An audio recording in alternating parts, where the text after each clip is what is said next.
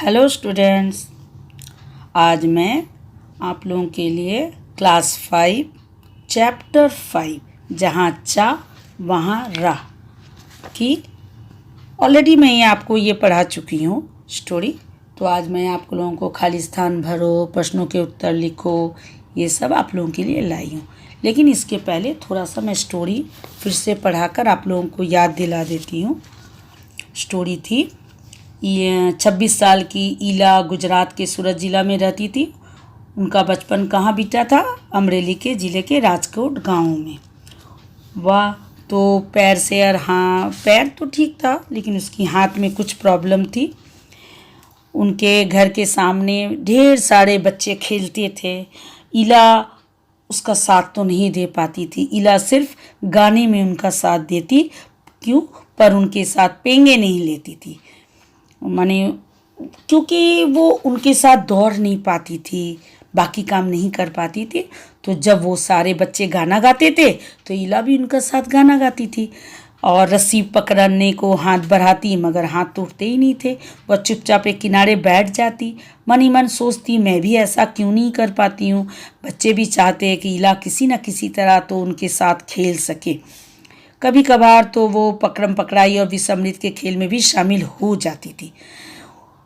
साथियों के साथ वो जमकर दौड़ती, मगर जब धप्पा करने की बारी आती तो वो फिर निराश हो जाती, क्योंकि उनको पता था ईला को कि उसके हाथ तो उठेंगे ही नहीं, तो धप्पा कैसे देंगी।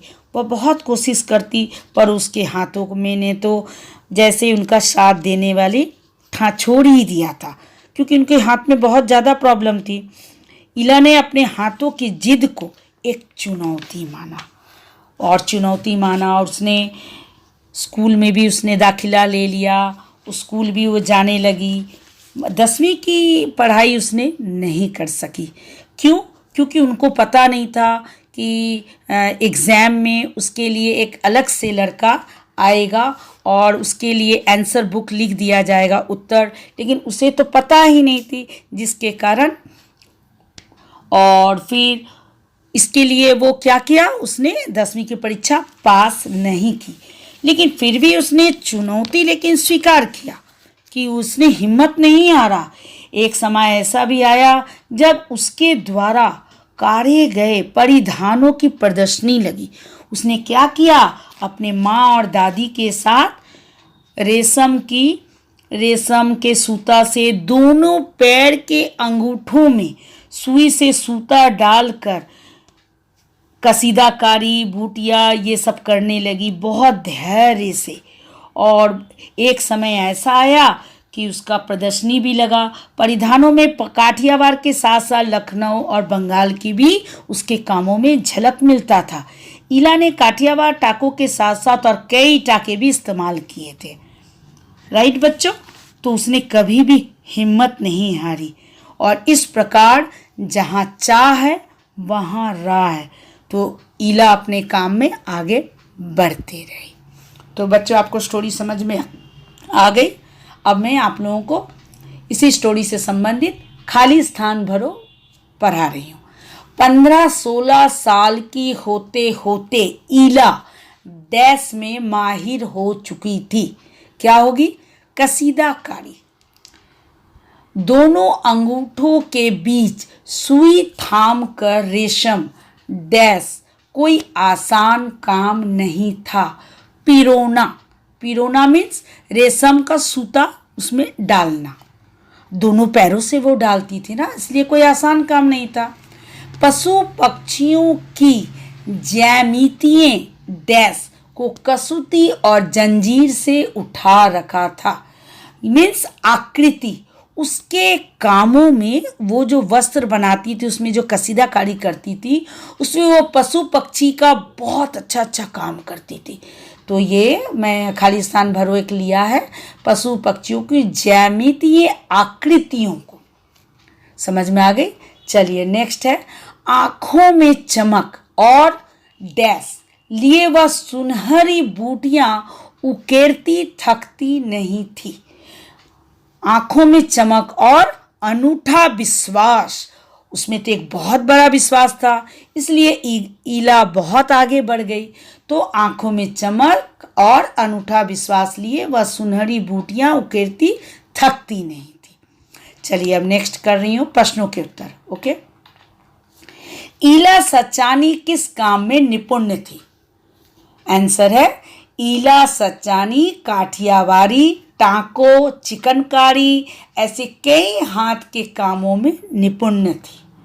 चलिए नेक्स्ट है सेकंड, ईला कहाँ रहती थी और उसका बचपन कहाँ बीता था?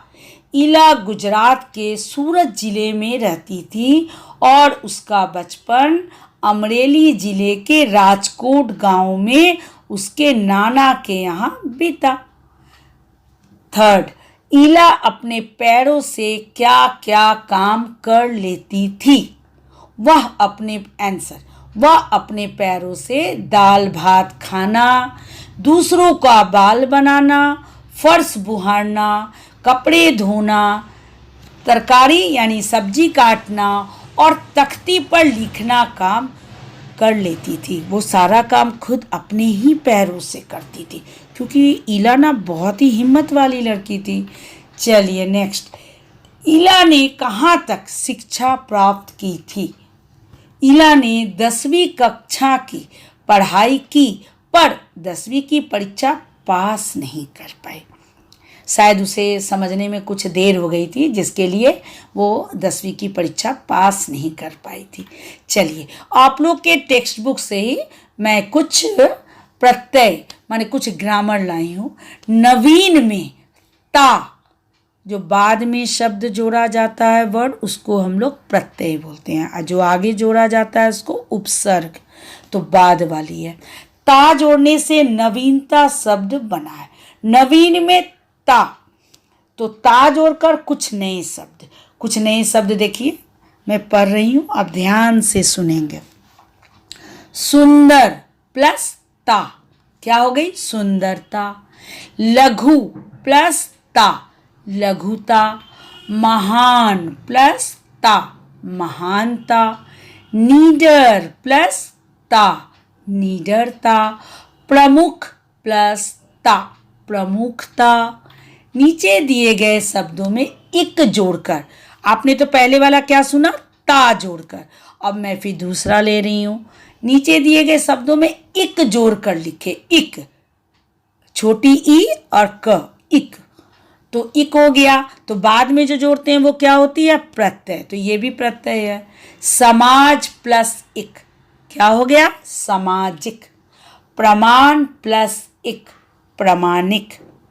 व्यवहार प्लस इक व्यवहारिक। समुदाय प्लस इक सामुदायिक। परंपरा प्लस इक पारंपरिक। परिवार प्लस इक पारिवारिक। तो बच्चों, मैं ये जो भी आप लोगों को समझाई, ये सारा चीज़ मैं साइंटिफिक स्टडी में आपको वर्कशीट डाल दूंगी, जो आप सारा अपना नोट भी कर लेंगे और अच्छे ढंग से लर्न भी कर लेंगे। ओके बच्चों, बाय।